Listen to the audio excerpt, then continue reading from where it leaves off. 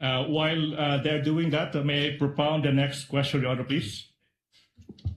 Yes, counsel, you may proceed. Mr. Witness, John Mark, listen. Now, you mentioned kanina that you authenticated the subject video by recording the same through sinasabi mong open broadcaster software OBS, and then you compared the contents of the recording and the subject video. That's one.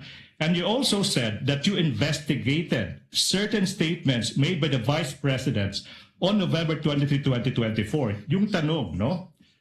What particular statements of the vice president did the NBI deem proper to investigate? The statement of the vice president where she uttered that she already talked to someone to kill the president, the first lady, and the former speaker of the house if something's happened to her. Okay, now, the next question now, Mr. Witness, is in what particular portion of the subject video,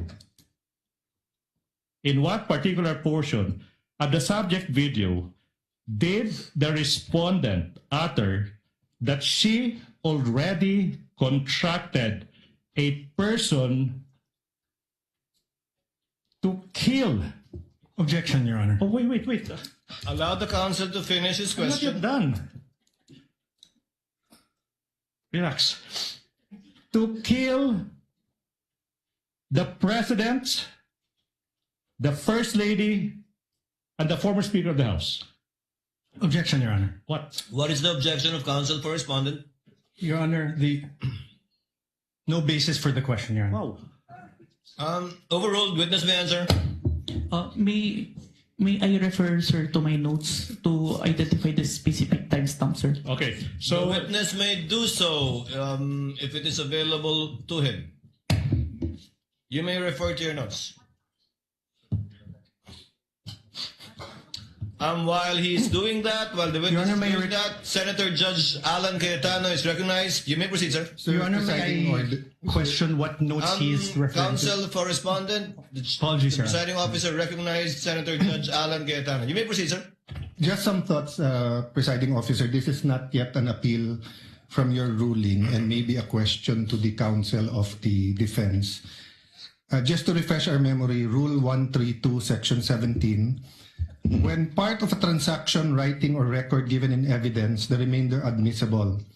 When part of our act, declaration, conversation, writing, or record is given in evidence by one party, the whole of the same subject may be inquired into by the other.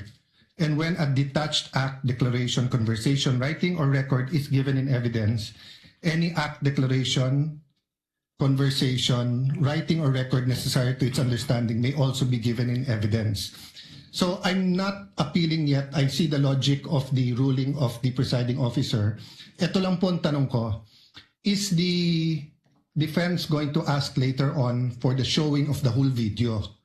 Because if they are, why don't we just watch the whole of it? Because we're going to have to assess the context. If it was really a threat, what did she say before or after? And I don't really want to go home today believing one thing based on a 2-minute clip and then come back next week to watch the 2-hour clip. I think most of us saw parts of the clip.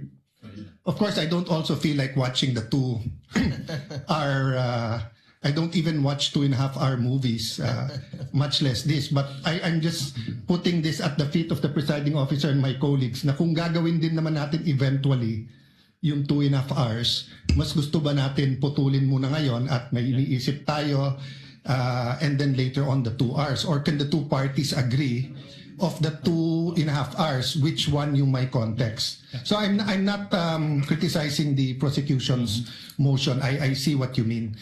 May I ask that one question to the defense, or if they're going to ask, presiding officer? For the presiding officer, we cannot dictate nor predict what either counsel for the prosecution or respondent will do during the presentation of their evidence in chief. Even if they say yes to us now, Yes. actually they have every right to change their mind and Yes, I agree, Your Honor, but do so anymore.